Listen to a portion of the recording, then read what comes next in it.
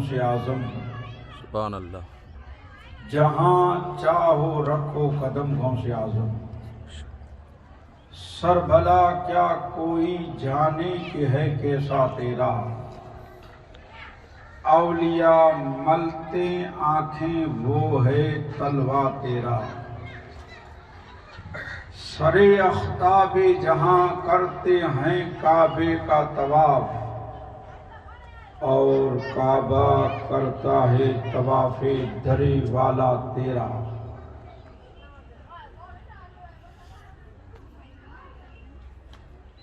अजन हिनवता कन में से तालब तवारियन। अजन हिनवता कन में से तालब तवारियन। आंधे सी उथी विया जे मणियों मुंह महारियन। जे जिए के जियारिए से लावती लड़े गया। पंखी सब मचल हज सदाई डोबड़ा। लोग रात सुडे नंढूं कयूं इहो सारी रात जागन। लोग रात सुडे नंढूं कयूं इहो सारी रात जागन। हंज पंखी कॾहिं सुमी सुख न माणियो। तूं रूहन से रीझे त आऊं सारी रात पियो रुआं।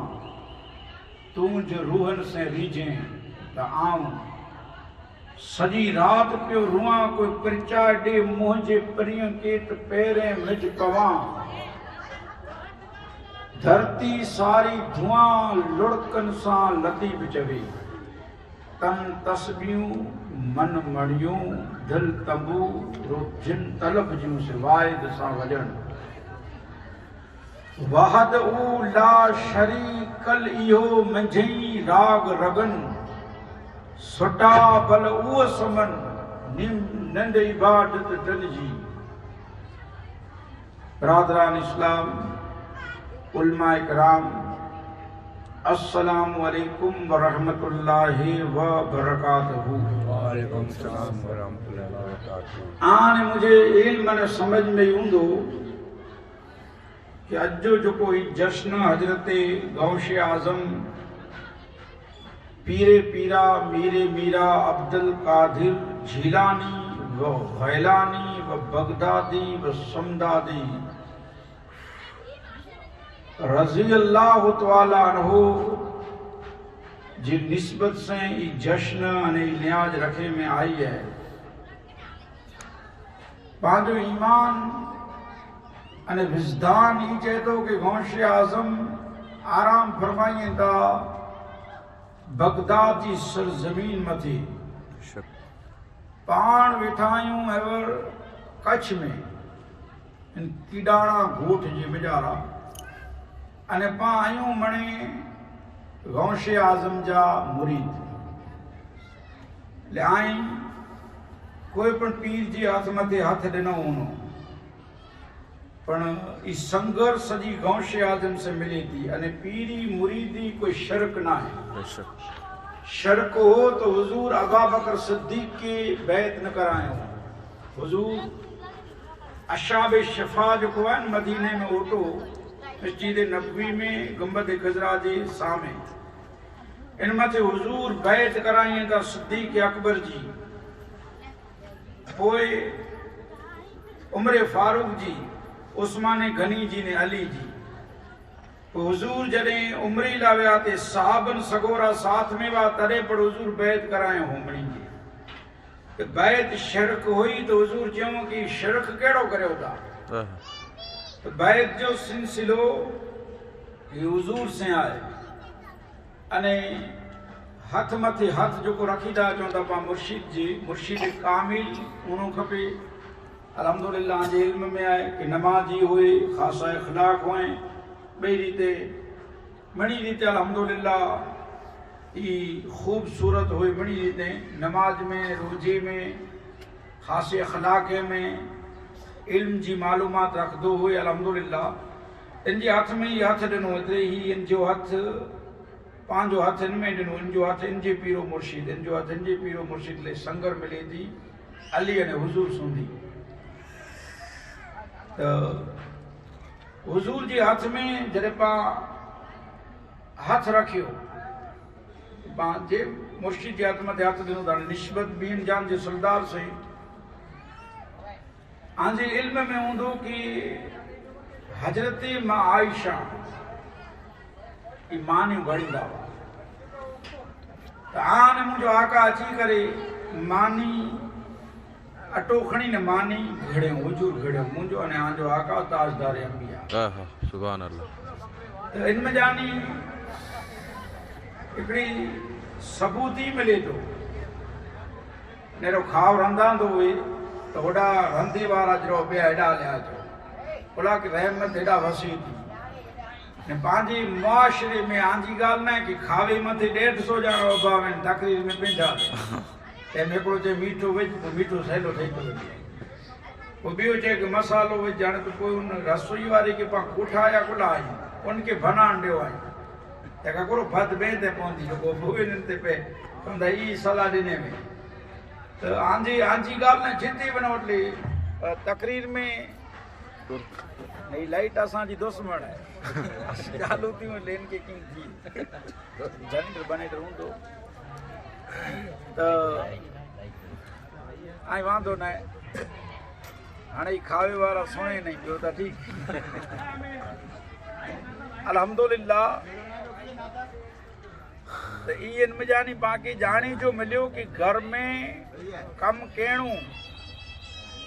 औरत जी मदद कहिड़ी हुजूर जी सुन्नत आहे हाणे इनमें थिए अहिड़ो कि कोई पण माण्हू घर में ॿुहार कढींदो वञे महिमान अची पिया ॾिसी वञनि चवंदा आहिनि जो हले नथो न ॿुहार कढाइनि એટલે थिए अहिड़ो ने कोई पण कमु कहिड़ो घर जो त इनमें शर्म न आहे त मानी घड़ियो हुजूर मानी आयसा खे ॾिनो त हज़रत आयसा उम्मुल मोमिनीन जी मां ई चुल्ह मथे रखियो चुल्ह मथे मानी खे तावड़ी में विधो तावड़ी चुल्ह मथे हुई त कई काफ़ी टाइम थी वियो मानी पचे ई न त मां आयशा चवनि था कि हुजूर मानी पचे नथी इन जी वजह करो आहे मानी ते पसीनो वरे थो पघर वरे थो त पचे जो सेकाजे नथी इन जो ना नथी गिने त मुंहिंजो नबी चवनि था कि आयशा इन ते मुंहिंजा हथ लॻाए कि आग न पचाए सघंदी पोइ हज़रत अनस साहब रसूल हिकिड़ो वक़्तु साहबी की दावत ॾिनो कि अचो मुंहिंजे घरे मणे मानी खेजा साहबन सगोरा हज़रत अनस जी घरे मानी लाइ जॾहिं विया त वेठा त पाण सुन्नत तरीक़ो आहे कि दस्तरख़्वान विछायूं पाण त हज़रत अनस दस्तरख़्वान जॾहिं विछायूं त दस्तरख़्वान जरा मैलो हो हाणे दस्तूर आहे कि पंहिंजे घरे माण्हू अचनि पाण फटा ॿुहार मणी रीते साफ़ सफ़ाई रखो चवंदा महिमान अचनि था अनस जे घरे महिमान हुआ साबन सगोरा बणिजी आया त अनस दस्तरख़्वान मेलो ॾिठो त खणी गिनियो खणी ने इनखे धूतो न साफ़ न कयूं सीधो चुल्ह में विझी छॾियो विधो थोरी वार थई अनस कढिए था चुल्ह में जा पोइ विछाईं था त जेको मेलो हो दस्तरख़्वान ई साफ़ सुथरो थी वियो आग इन जे मैल के चूसे गिने माने मैल के त अनस ताम रखियो साहबी चवनि था कि खेंदासीं पोइ पहले असांखे चओ कि दस्तरख़्वान ऐं क्या नहीं गिने वयो आयो क्या जेको धूते जी ज़रूरत न पए भट्टी में विझो ने कढियो त साफ़ थी वियो अनस चवनि था कि आऊं केॾानी न आहे गिने हुई मुंहिंजो जाए जीअं आंजी आऊं दावत कई आहे तीअं हिकिड़ो ॾींहुं ॿियनि जान जे सिलदार जी आऊं दावत कई वई त हुजूर जा हथ इन दस्तरख़्वान मथे लॻा त आग जी कुरो ताक़त आहे कि इन दस्तरख़्वान खे दुखाए सघे सुभान अल्लाह ऐं लोगो जॾहिं आन मुंहिंजी निस्बत गौसे आज़म से हूंदी गौसे आज़म जो हथ है हसन हुसैन जे हथ में हसन हुसैन जो हथ है अली मौला कायनात जे हथ में अली जो हथ है हुजूर जी हथ में तो कुरो ताक़त है गुलाम मुस्तफ़ा ए हुजूर जो आशिक ए उम्मत तस्लीम आ कि जहन्नम तो के दुखे सके हाय हाय सुभान अल्लाह पा निस्बत से जोड़े लाई पा पीरी मुरीदी से जोड़े लाई अने अल्हम्दुलिल्लाह गौशे आजम अर्ज आके क्यों थे कि पा मणि जा पीर मुर्शिद आई जंहिंजी मुरीद मथे हथ मथे बैत कयो हुनो ऐं जंहिंजा मुरीद बनिया हूंदा जिन मुर्शिद जे हथ मथे ऐं बैत कयो हुनो हकीकत में पंहिंजा आई मुर्शिद गौशे आजम बगदाद में आराम फरमाईंदा पर आन मुझो विजदान है कि पाड़ा कीड़ाणा में आयूं जा कच्छ में आयूं हिंद में आयूं आशिक चेंदा कि दरे गौसे आजम का घर तो साहिल बना है कदम को हटाने की कोशिश न करना मिलेगी भी मांगे तमन्ना है दिल की जुबान तक लाने की कोशिश न करना तू सिको गला गम कुर्सी दबे कुर्सी दबे तू सिको गिला गम तो जी जबान मथे मखणिया चीजें तू दिल में झुको धारे ऊंदे ई गौशे आजम तो जी इन धारेली तमन्ना की तू यहाँ चोने या गौस तो वहाँ चौंदा अल मदद बगदाद में जा ये असां जो ईमान है अल्हम्दुलिल्लाह हजरत बाउद्दीन जकरिया मुल्तानी रहमतुल्लाह अलैह जबरदस्त औलिया अल्लाह थी भी आई इन्हीं जी भी खान का हुई इन खान का जी मिजारा मारू अचींदा हुआ फैज़याब थेला करे कंहिंखे अंग पीड़ा हुए कंहिंखे घर जी पीड़ा हुए ॾेढा घणे की अहिड़ी पीड़ा हुए तो कोई इन्हीं जो ईमान हुए तो कि बुजुर्गाने दीन जी बारगाह में वञो जे वटि रूहानी फैज है जंहिंजा हीरे जा हथ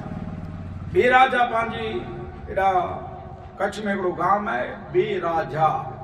दो राजा बेराजा એટલે बुर राजा उन बेराजी में बुर राजा हुआ इतिहास है एक मणि ठिकाणे हिकिड़ो राजा मंदिरे में जा वॾा वॾा जेतिरा पाण वटि राजा सही हुई तॾहिं हिकिड़ो राजा पर बेराजी में ॿ हाणे उन घोट जी वीचारा हिकिड़ो शाइर थी वियो धूलो खतरी पर खतरी हुआ जबरदस्त शाइर थी वियो है जी डॉक्टर इकबाल आई जी साहब लतीफ भीटा आई पर ये पढ़नी में जानी हिकिड़ो भले मामूली सही नंढड़ो शाइर सही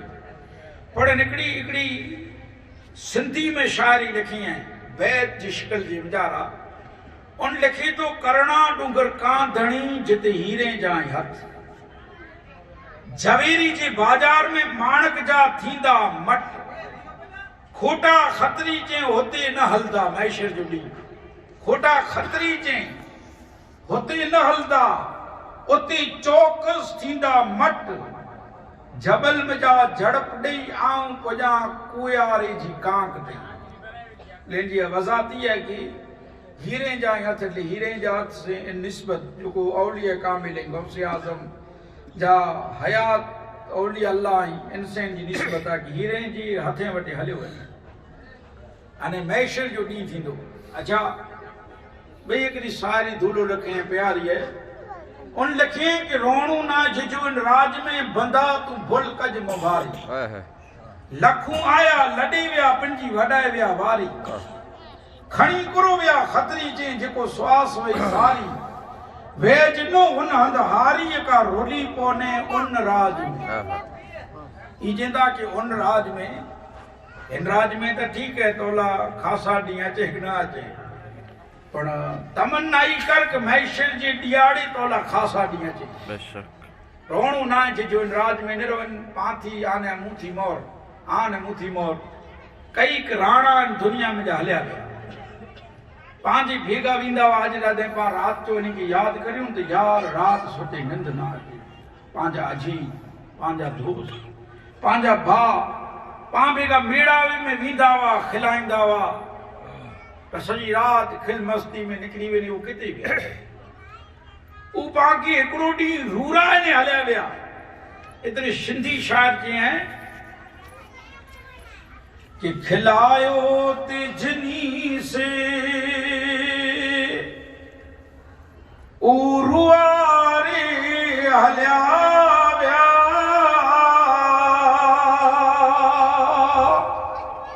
खिलायो आयो तेजनी से उरुआरे हल्या व्या मिठा मोर माड़ू अज विसारे हल्या व्या मिठा मोर माड़ू अज विसारे हल्या व्या सरे नतनी सा एक घड़ी एक पल मुझ मुकाम अज रुआरे हल्या व्या मुझ मुकाम अज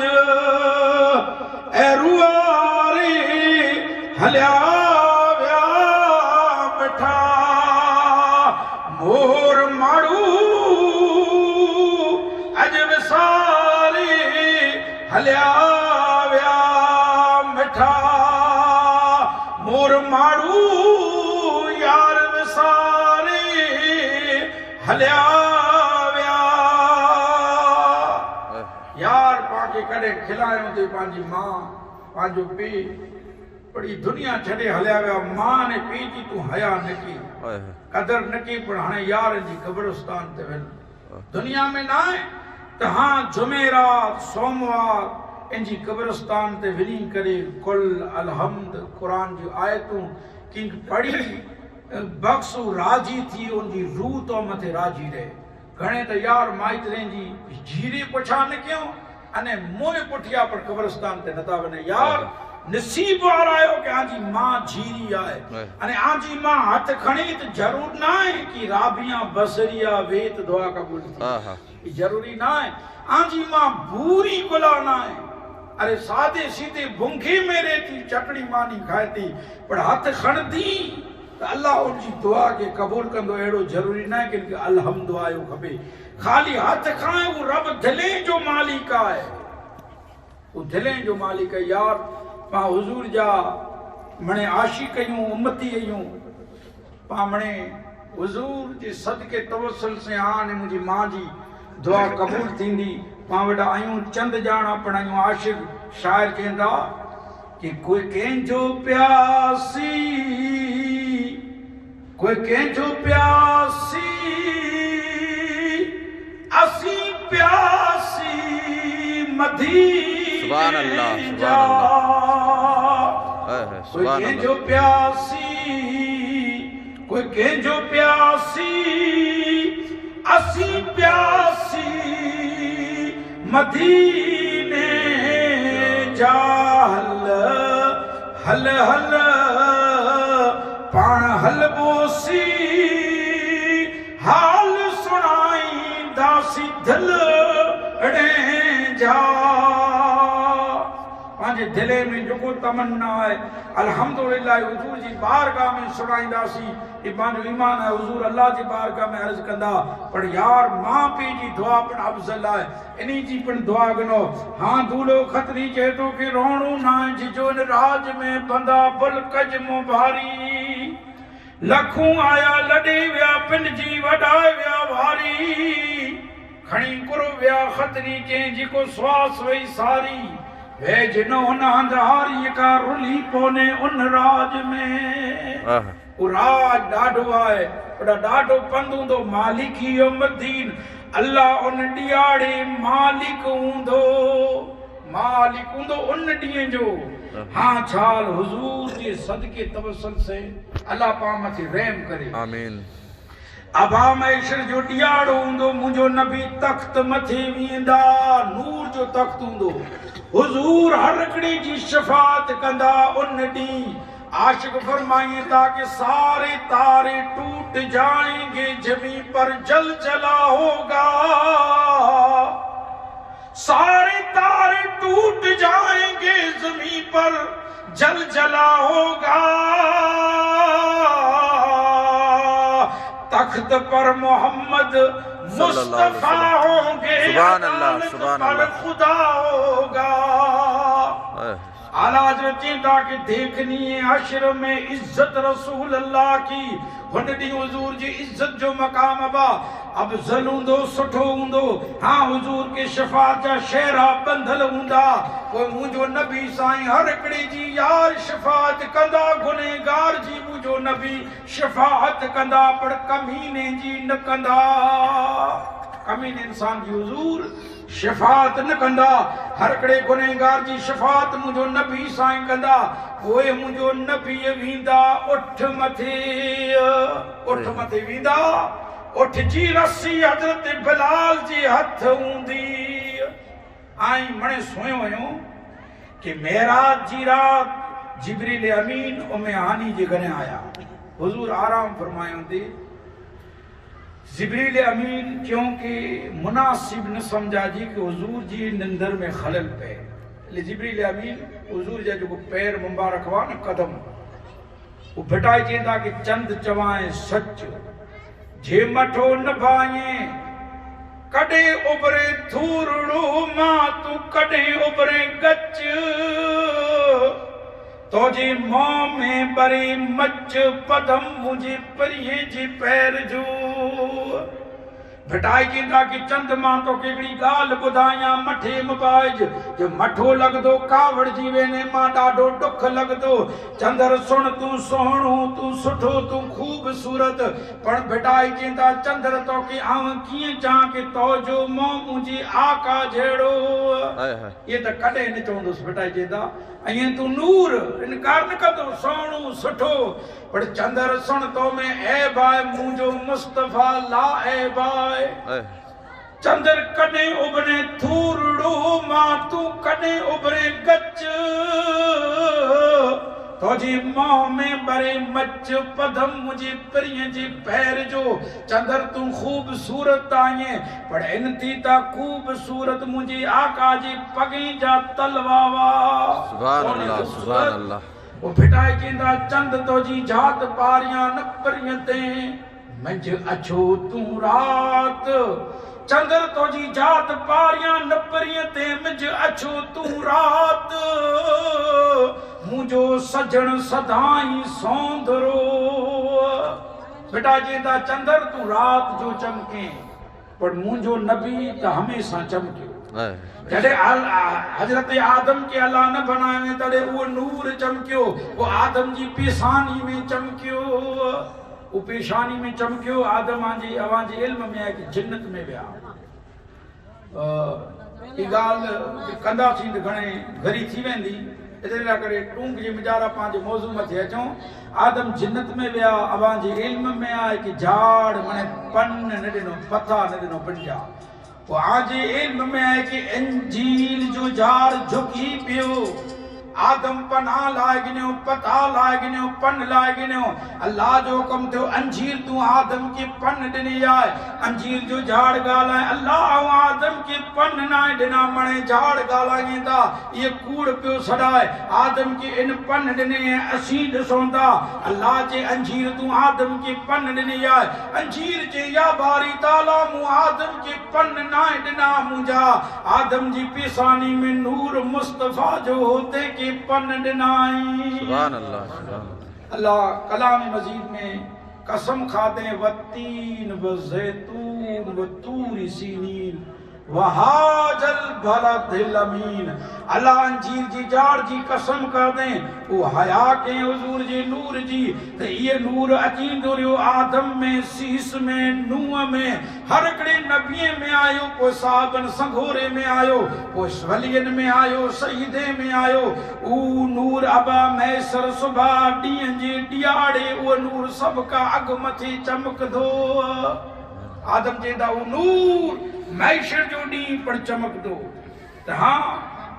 धूलो खतरी चए थो कि मैशर जे ॾींहुं हुजूर जी नज़र पई वञे छाल निगाह करम थी वञे। त हाँ पांच पण सूफी माण्हू जे हथा फीणा वॼायूं था। पोइ घणे अहिड़ी पब्लिक वीचारी चरई पिण आहे जंहिंखे सुध न आहे उहो जेॾा तेॾा फूकूं वॼायूं वेठा। जां वठो जेॾा तेॾा फूकूं न वॼाइजे सोजा चढ़े। नेरे न फूको जाए खबर मांगे कि भाई हाणे यो अवली अल्लाह माड़ू है, मज़ूम है, मस्तान है, कोई अल्लाह जो वली, कोई अल्हम्दुलिल्लाह नमाज जो पाबंद है। अड़ी रीते हाणे त घणे ॾिठा दुकानूं खोले छॾियूं आहिनि, जंहिंखे नेर बि फूकूं विझी वेठो, को भीणा विझी वेठो, को कीअं अखियूं बंदि करे नाटक करे वेठो। हिकिड़ो त मोह ई तावीज़ लिखी लिखी नी कुंगड़ो थी वियो ऐं वरी वियो आहे। हा जो इन जो त को करे ॾियो सीधो थी, इन जो त को तावीज़ करे को करे वेंदो। हिकिड़ो ॼाणो तावीज़ करे करे आना भेगा कये बोली नानक ना जे ने ना नग ना जे ऐं सम्झी वेंदा दोरे लुगड़े वारा पुॼी विया। दोरी बूट, दोरो बुस्कोट, दोरो खमीस, दोरी बॉल पेन, दोरो बढ़िया मन सफ़ेद वाइट एंड वाइट पुॼी विया। उन जो तावीज़ करे विया। उ राड़ो ॾिने ते जे आऊं कई भेगा कया ई त पोइ इंजे जे त पोइ जेसे को तैसा मिली वञे। जंहिं ते वटि भीणा ने फूकूं न वॼायूं खपे। उ अल्लाह जा दर गुरी जा बंदा हुआ। हिकिड़ी घोट में हिकिड़ा कोई अल्लाह वारा साईं अची पिया। हाणे जॾहिं अल्लाह वारा अची विया मुन सां वलिया पिया, अल्लाह वारा अची पिया, कोई अहिड़ा सूफ़ी मज़ूम माण्हू हुआ। त सूफ़ी माण्हू हुआ त इमणी के कुर्सी इमणी के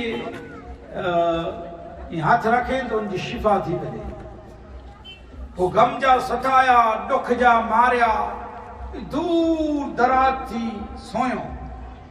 कि हेॾा कोई हथ रखे तो। हाणे हिकिड़ो सूफ़ी माण्हू आहे तावीज़ ॾे डोरा न ॾींदा हुआ। अॼु ॾिठा उहो वञनि त 15-20 तावीज़ ॾींहं पंहिंजी खंड डोरा ॾींहं हिकिड़ो पग में बंधी जा, हिकिड़ो नक में बंधी जा, ॿियो कन में बंधी जा ने ॿियो हथ में बंधी जा ने उहो डोरो पंहिंजो करे छॾी। हक़ीक़त में ना ख़ासि आहे डोरो, त डोरो पंहिंजो थी वञे। त उहा अहिड़ी चीज़ न हुई ने घणे चवंदा हीउ न करंदो ने हू न करंदो ने। हिकिड़ो ॼाणो मूंखे ताईं फ़ोन अचे वेठा ध्यानु न ॾियनि। हिकिड़ो ॼाणो चए बोरो विरोध करे वंदा आहियूं। हांजी बाबा विरोध न आहे त हाणे तक़रीर में वियूं त असां वटि अचवा थी वेंदी। त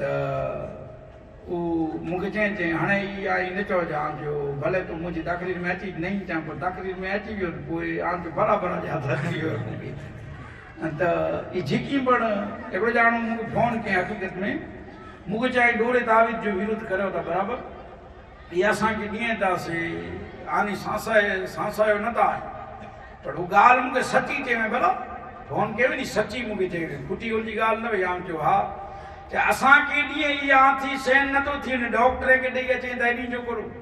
त आमे कन झलियो आहे जो ईअं सचो तूं यार भले फ़ोन कये। हाणे तक़रीर में ॻाल्हियूं कंदोसीं। हक़ीक़त में कि पाण डॉक्टर वटि वञो, डॉक्टर पाण खे भले कीअं न वञी चवंदो कार्डियोग्राम करावणो पड़से, પછી લેબોરેટરી કરાવવી પડશે, પછી આ બધા ટેસ્ટ કરાવવા પડશે। એટલે ટેસ્ટ અને કાર્ડિયોગ્રામ બે આત્રે કરાયો એટલે ઓછી में ઓછી આમ ધરતી ધરતી ચાંદો કે 2500 या 4000 में माण्हू अची 4000 डॉक्टर खे ॾेई अचो पोइ घूरियूं खयूं न कयूं फ़र्क़ु पए न पए। पर असांजा मौलवी सगोरा आहिनि अमुक ई कमु नथा करी वीचारा पर आंखे तावीज़ बनाए ॾिए आई चओ त ना न करिए तावीज़ बनाए ॾिए पांख डोरो बनाए ॾिए। इनमें शिफ़ा आहे ना आहे से ना कुरान जो आहे तो हर हिकिड़ी चीज़ में शिफ़ा आहे। त इहा के बनाए ॾिए न पोइ मां चओ मोलना हाणे तकलीफ़ ॾिनी आंखे माफ़ु कई जा। डॉक्टर के को न चए तकलीफ़ ॾिनी माफ़ु कई जा। डॉक्टर खे चवणो न साहिबु तकलीफ़ ॾिनी माफ़ु करजो। डॉक्टर चए तारा बाप नो दवाखानो आहे पर पीउ जो मेडिकल आहे जेको गिरी वञे थो घुरियूं से। हक़ीक़त में घणे अहिड़ा माण्हू आहिनि कंहिं वटि वञे सैयद सादात वटि उनजी चांहि पीए घणे बोपार जो खाई अचे पोइ उन जा पंखा फिरे मेंटेनेंस अचे मिणी रीते वियाथियूं ॾेई ॾेई ने पोइ चवंदा तकलीफ़ ॾिनी आंखे माफ़ु कजा। अलाह छा रेप करे पंहिंजो गुनो त आहे उहो चई ई न ॾिए त पोइ असीं ई कढाए ॾिनो ई नथा ॾियां जो सची ॻाल्हि आहे। हाणे आऊं नहीं जाऊं साथ में इहे चई ॾींदोसीं की भई ऐं डॉक्टर ॾेई अचो था मौलवी सगुरे खे हाणे खरेखर यार पंहिंजो ॾींहुं घरे न आहे। हक़ीक़त जी मिजारा पंहिंजो ॾींहुं घरे न आहे। रासूड़ा वे कहिड़ी ॾिठा आहिनि घूर करी हाणे त लॉकडाउन न आयो न मणे आने माण्हू वटि उहो छा आहिनि तो अञा घूर कई त अहिड़ियूं घूरूं करिए पर यार तो जी गांव जो इमाम आहे मिस्छी जो इमाम आहे इनजे घरे वञ त खरो दरवाजो बंदि नथो थिए। इनजे घरे बचीला अरे मणे सरखानी घणे अहिड़ा आहिनि मिस्छीदे जा इमाम कि जंहिंजी बची वटि धड़की न उछेला तूं भूसो उछेले वेठो वञे तूं बहितरीन जर्सियूं पहिरे फरे थो अरे फज़ूल ख़र्ची अची रासूड़े में तू पैसा घुरिए तो एडे इमाम ला करे असा जी मस्जिद दा मुतवली डोडो धक्का खे यार तो के हया ना है शर्म नथी अची तो के मौलाना ला असा जी इमाम जे पुठिया 5 वक्त नमाज पढ़ोंदा जे असा जी बच्चे की पढ़ाए तो इल्ला पैसा नहीं फजूल खर्चीला घणे असा वटी पैसा यार नेरता करो तू किन मरेले जी मजारा चपला जे ए लोगो हया करो चिराग शर्म करो रासूड़ा वे तकरीर में अज पांचेला तैयार नहीं नेरो पौण वजे तो अना मारू तकरीर में ना आया पांचेला तैयार नहीं हूं ने रासूड़े जो प्रोग्राम वे तो 70 वरन जा मारू से ही बाये की ऊंचा थई नहीं नेरी तो केडा दिसा जी नथी 70 वरन जा अल्लाहु अकबर दिल के फफोले जल उठे सीने के दाग से इस घर को आग लग चुकी घर के चिराग से आ इस्लाम तेरे चाहने वाले न रहे जिनका तू चांद था अफसोस वो हाले न रहे हाँ मसीहा अच्छा पांचो मौजू एक अलग निकले थोड़ी बार मौजू मत को आगे बाउद्दीन जकरिया रहमतुल्लाह अलैह जो वाक्य सुनाई वो डॉक्टर इकबाल एक प्यारी गाल क्यों कि सख्त काला था जुल्मत कधा था कोई पर्दे से क्या निकला कि घर घर में उजाला कर दिया आई सोयो कि अच्छे दिन आएंगे एडा पर राजी थे थी कि हाँ खासा डी अचींदा तो हाँ वो 4 वक्त बैंक में भी वहाँ जो मैनेजर साहब जरा पासबुक में नेरन 15 लाख रुपया आया ही मुझा असी बात ने वेठा असा न आया आके चौंदा वासे अचींदा ॾिठा कि अच्छे दिन आएंगे ही आया अच्छा थी पांजा जो कोई कीटू मारो कि ॾियणो पई अरे हमको अच्छे दिन की कोई जरूरत नहीं है हमारे अच्छे दिन तो तब आ गए थे सख्त काला था जुल्मत कधा था कोई पर्दे से क्या निकला के घर घर में उजाला कर दिया कदे ईच मक्के वाला वा जहालत की जिंदगी जिंदा वा सजी रात खुला कपड़े थे हाँ जिस्म मथी कपड़ो रोवे शराब जे नशे में अल्लाह जी घर जो तवाफ कंदा वा ईज वा अना हिकिड़ो वाक्य सुनो हुजूर दुनिया में न आया वा आके चयो कि हुजूर जो नूर सभई खां अव्वल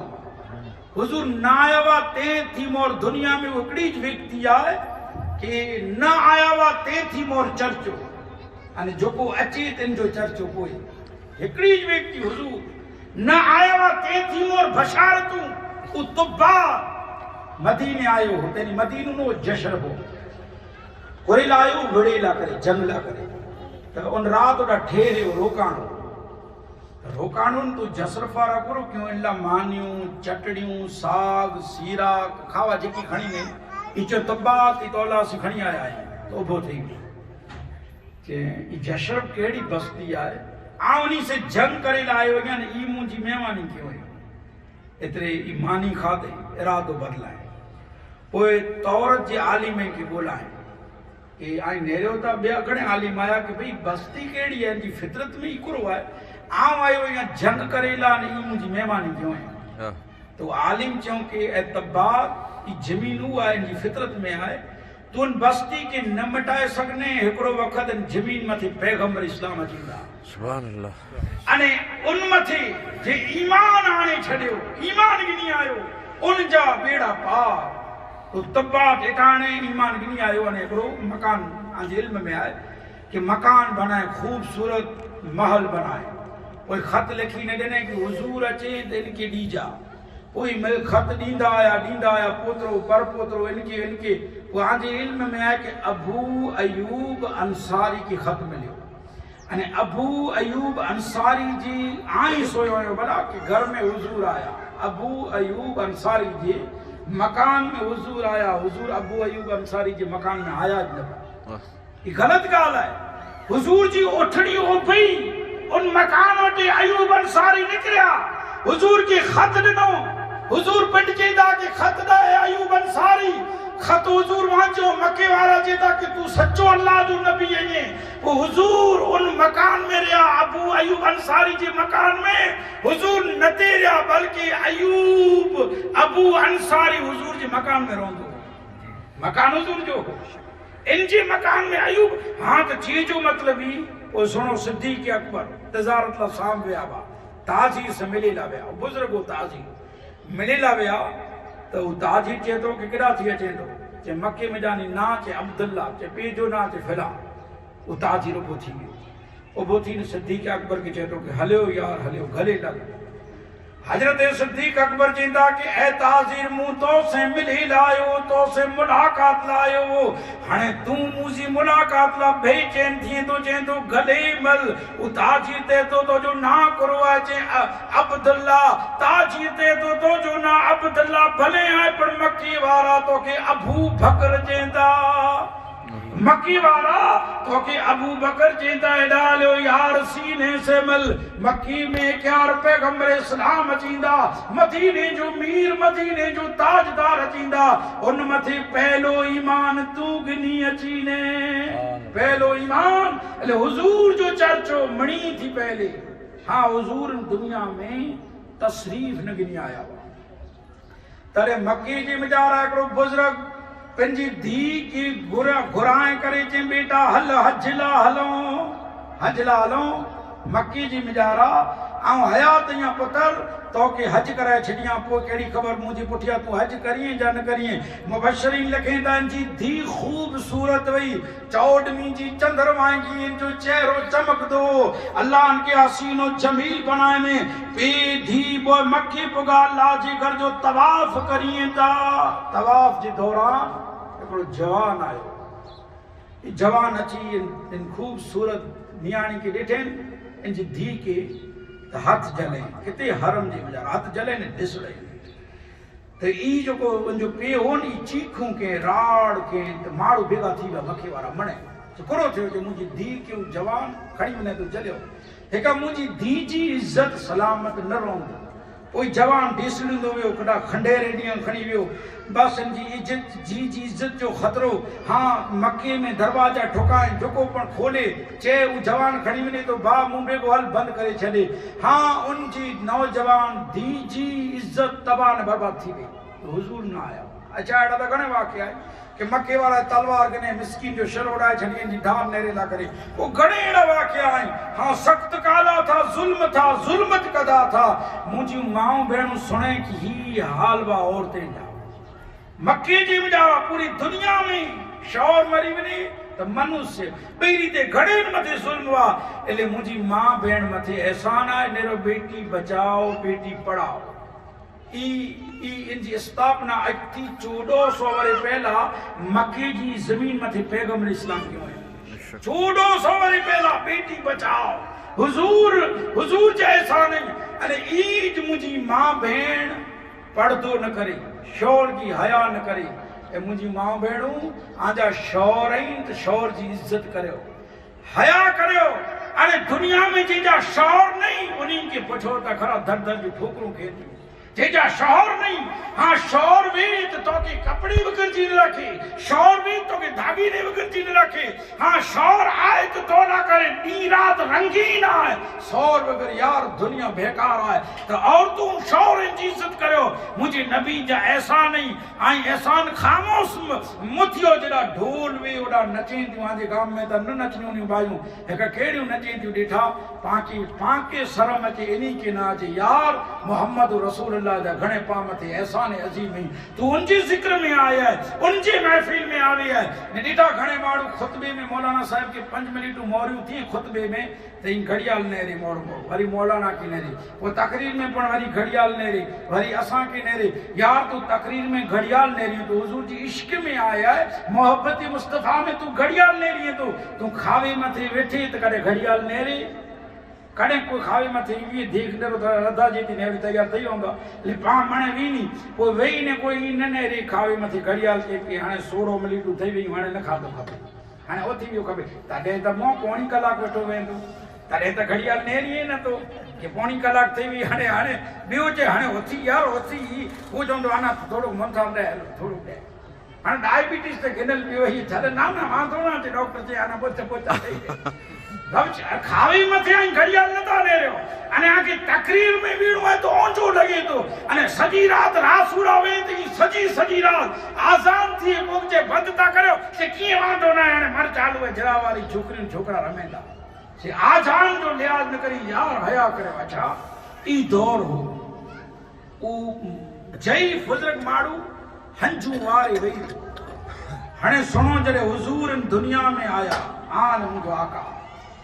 इन दुनिया में आया आऊं गाल वडी न कंदो जो गाल घरी थी पौंदी तो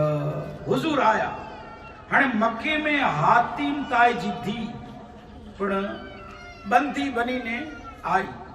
जो को जंग फतेह थी वने इनमें उ लश्कर अचींदो जेडी ते आके एक शॉर्टकट में समझाया कि उमर जडे रूम के फतेह क्यों हजरत शेरबानो आया उमर इमाम हुसैन जी नका में दिनो एडी ते हातिम ताई जी थी आई आन मुझो आका पुछींदा कि तो जो ना करो जे फिला जे तो जे बापा जो ना ते हातिम ताई जे फिलाने गोट जी ये या मुझो आका जीता कि जो पे सखी हो आंजे इल्म में है कि सब दरवाजा वा जिन दरवाजे में जा अचे कोई बेवेरा तू हातिम ताई दे सखावत में जो ना है हुजूर जीता कि इनकी छड़ी अचो पंजे घोट पंजे मुल्क अने ऊ छड़ी ला वनी इनकी जान जी अने इज्जत जी बजी हिफाजत करे अने वो जो महफिल हुई ना मीटिंग हुई पार्लियामेंट के जेको पण हुजूर जी जमाने में साहबन सगोरा बैठा हुआ इनमें बुजुर्ग साहब ही बैठा हुआ बुजुर्ग सफेद दाढ़ी वाला जिनकी कमर झुकल हुई एड़ा पण हुआ तो मणे मशवरो ही करिए था कि को बुजुर्ग के हलाई दूसरे के हलाई आज पंडिता पण ड्राइवर रखो पांजी फैमिली ला करे बुजुर्ग हो तो खासो तो जे बुजुर्ग के हलाई उन महफिल में बहुत जवान एक टप दिनो उथी ने आया चेता सरकार इन जान जा सरदार इन नियाणी के हातिम ताई जी धी के असा जी बहन के असी ब जवान छड़ेला वनो तो करो वांदो जेकी मुसार ना फुटे चेहरे ते मुशार ना आया भरपूर जवानी भरपूर हने हुजूर जे न भले आई बो वनो त्रे उठ घुराए में आया बाट मथी जवान वेठा एकड़ी उठ मथे हातिम ताई जी धी वेठी तू जवान जो कि भेण तू आगड़ हल असी तो जे पुठी हलदास तू आगड़ थी जडी उठ आगड़ हले 4 किलोमीटर हल्यान तकड़ी आंधी अने तूफान बरपा थियो तो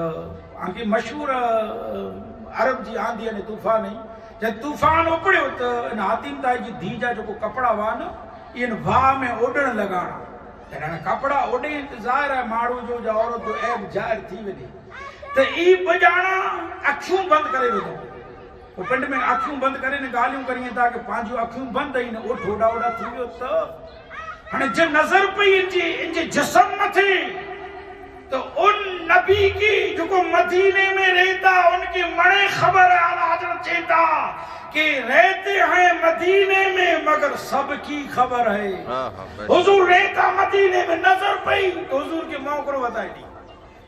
इतने चेता कि है नियाणी तू भी रो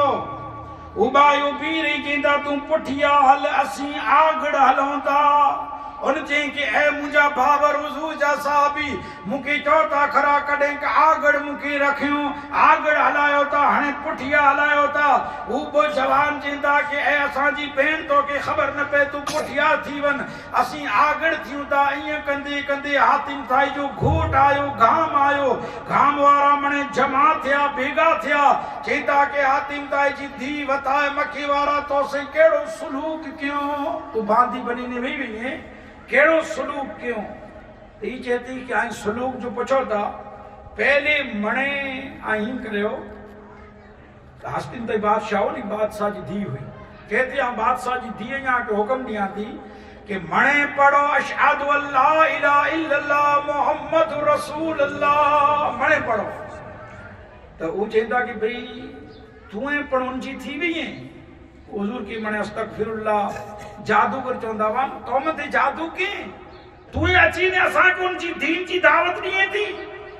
तदे ही चेती कि उनजी दीन जी दावत पोया के दियाती पहले आऊं कलमू पढ़ी आवी या आई पढ़ो तदे ऊ मने चेंदा के दलील करो इनजी दलील दे असा कलमू पढ़ो इनजी दलील तदीन ये तड़े हातिम ताजी दी कसम खुदा जी चे कि दलील खपती वे ते ई मुंह बेगा बो जवान आया आई दलील खपती होए। हाँ सुनो ऐ लोगो, कदे की जमानो हो मक्के में हिकड़ी और नियाणी जी इज्जत तबाह न बर्बाद थई वई, मक्के वारो कोई न उपड़ियो, कोई न पुछियो न। ई जमानो आए के जी मुसाफिर फुटई अने जवान आतिंदा जी धी के बजाण छड़ी लाया। उठे से हुजूर आया, सख्त काला था, जुल्म था, जुल्मत कदा था, कोई पर्दे से क्या निकला कि घर घर में उजाला कर दिया। हाँ हुजूर आने मुझे आका ताजदार अंबिया मक्के में ना आया वा न, इन थीमोरा के खबर है कि हजरत यूसुफ मिस्र में आया वा। हजरत यूसुफ अला नबी अलैहिस्सलाम ने करिया जुलेखा जी हाथ में आंग, हाँ एकरो लीमू जा कोई फ्रूट जा भकाल हुआ है, कपे थी यूसुफ जो उस्र ने रे आंगरी कपे वदे, आंगरी कपे वदे की वजह करो बेहोश थी वे, होश न रे पांचों के असी उनके डेठो होश न रे। जुलेखा के होश न रे आंगरी कपे वदे यूसुफ के दसी एडा मक्के में मुझो आका आया वा बेहोश वानी के होश माने बेहोश ना इन्हीं के होश अची वियो। हजरत उमर अमीरुल मोमिनीन बेहोश न विया, हुजूर के ॾिठो जॾहिं होश आयो त मकाम करो हिकिड़ो ₹2 मदीने में आयो, उमर के ख़त्म करे ला करे बादशाह हलायो है तो उमर उठड़ियूं चाड़िए था। अमीरुल मोमिनीन उठड़ियूं चाड़िए था उमर। आज पांचो केड़ो हाल है, अमीरुल मोमिनीन ने बादशाह जी दा गाल छॾ ॾियो, खाली पंचायत जो सभ्य वे सभ्य ई एकड़ो डी चूटा जी ने बेटी अल्टो गनी है पंचायत जो सभ्य एमएलए जी ना सरपंच जी त गाले छडे जो कोरो कोरो कहंदा वे ई अल्टो गनी है इनके पूछो कि अल्टो आवी क्या नहीं, काल तो वटे साइकिल न वई ने आज अल्टो से फलेता हूं। अमीरुल मोमिनीन हजरत उमर उठड़ियों चारिए था, ई ₹2 अची ख्याल नेरी तो के उमर उठड़ियों चारिए था, मारे जो मौको कड़ा मिलदो એટલે ₹2 हो जी। एतरे नेरे एकड़ो घटादार छाई वारो झाड़ आए, इन नीचा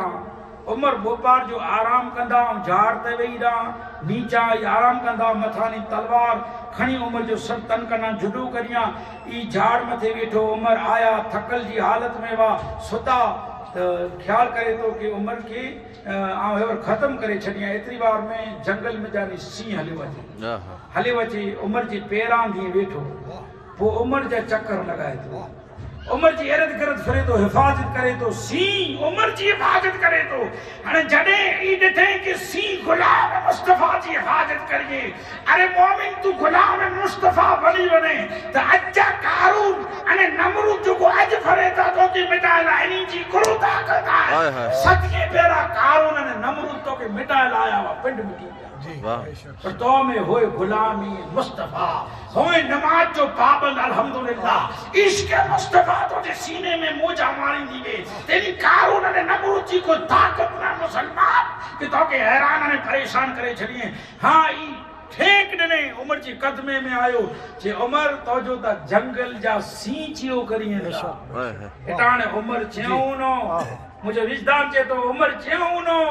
कि ता जंगल जो सी आए मुझो ता अल्लाह जो सी अली पर चेउ करे तो सुभान अल्लाह, ता जंगल जो सी आए हजरत अली अल्लाह जो सी आए, ये मुंह पुठिया नमाज पढ़े तो ये मुझे इब्तिदा में होए तो ये मुझे सलाह गिने तो वो हजरत अमीरुल मोमिनीन उमर सख्त काला था, जुल्म था। ए लोगो हुजूर जिताने हुजूर मक्के में आया तो मई के हौं सची बेशक बेशक ऊज मक्के की जिंदगी हो या बस पांचे इन मौजू में थे तकरीर की खत्म करियूं। हजरत बाउद्दीन जकरिया मुल्तानी रहमतुल्लाह अलैह जे बारगाह में कोई वली इनके फैज मिली तो एकड़ो जवान रोज डानी निकली वली न 12 दी देरी बाउद्दीन मुल्तानी शाह जकरिया रहमतुल्लाह अलैह जी चेहरे जो दीदार करे कोकड़ो नी में हले खानका में हले हजरत साईं चेंदा कि पुत्र हले वाले कोरे लावे अंग पीड़ा है जा कोई कमाणी में बरकत ना है कोरे लावे जे साईं एड़ो की ना है बणे अल्लाह जा अल्लाह जे रसूल जा आंजा एहसान अजीम असा एड़ो की ना बस आऊं निकरा आवटे माड़ू बचार वेठावे मुके रोज दिल में इया थींदो कि आवट आंजी मुलाकात करिया साईं आज आंजी मुलाकात आयो जे भले भले पुत्र चाय पानी पी पो रोज अची 2 3 8 ॾींहं 15 ॾींहं 6 महीने सुधी आयो वो साईं सुवारा चेंदा कि पुत्र 6 महीना थी विया तूं अचे तो की घुरमन तो की दिया पूरो खपे तो पुत्र तो आ जड़ो ने मुंह जड़ो वे तो चे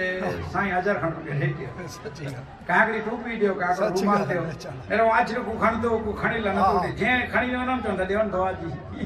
देवन दवाजी कदे का असा के मोला ना के दवाजी नी देखो गिनी जी नियत तो वो तो सुठो माण्हू चे साईं मूंखे ॿियो कीअं नथो खपे हिकिड़ी चीज आ वटा खपे थी चे कोरो चे आंजो हथ खपे आंजो मुरीद बना शुरुआत में आके क्यों कि पीरी मुरीदी शर्क ना हुजूर अबू बकर सिद्दीक के बैत कराए उमर के कराए अली की कराए शर्क को तो हुजूर क्यों कि शर्क मु करे सहाबी तो हां पीर कामिल नु खपे जो कोन जी क्यों शर्त बताई अच्छा तो उजे तो साईं आंजो हथ गिनी बिना ॿियो कीअं न खपे आंजे हथ ते बैत करियां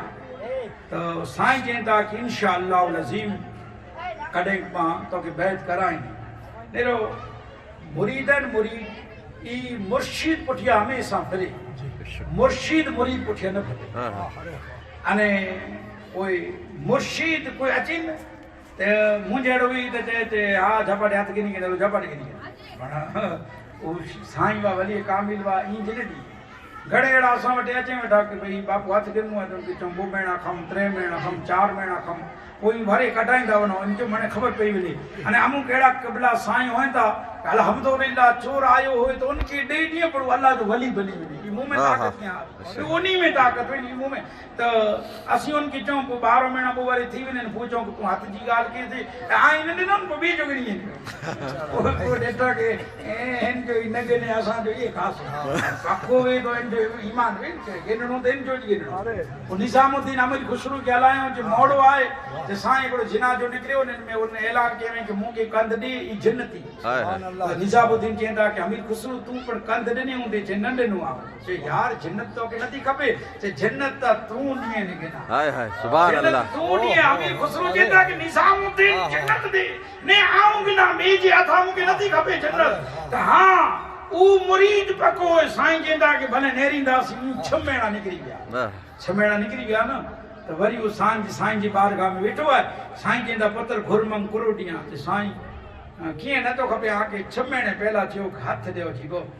तो साईं चयो हो आउं त भुली वियो यार हाणे ही कर तो कि हथ ॾियां 4 तारीख़ आहिनि 4 तारीख़ तेनी तूं आहे न मुंहिंजो ख़त दिल्ली में हिकिड़ी ॼाणी खे ॾेई अचे दिल्ली में ॾेई अचे पोइ वरी अचे मुरीद पोइ तोखे आउं मुंहिंजो मुरीद बनाए छॾियां आउं तुंहिंजो पीर बनी वञा तूं पहले मुंहिंजो कमु करे 4 तारीख़ जो त उहो घणे वियो संजोग वस्ता चीज अहिड़ी बनी कि वो जवान तेजा मां पी चऊं कि पुत्र तो जी असी निकाह जी तारीख़ 4 रखी ॾिनी कशमकश थी वियो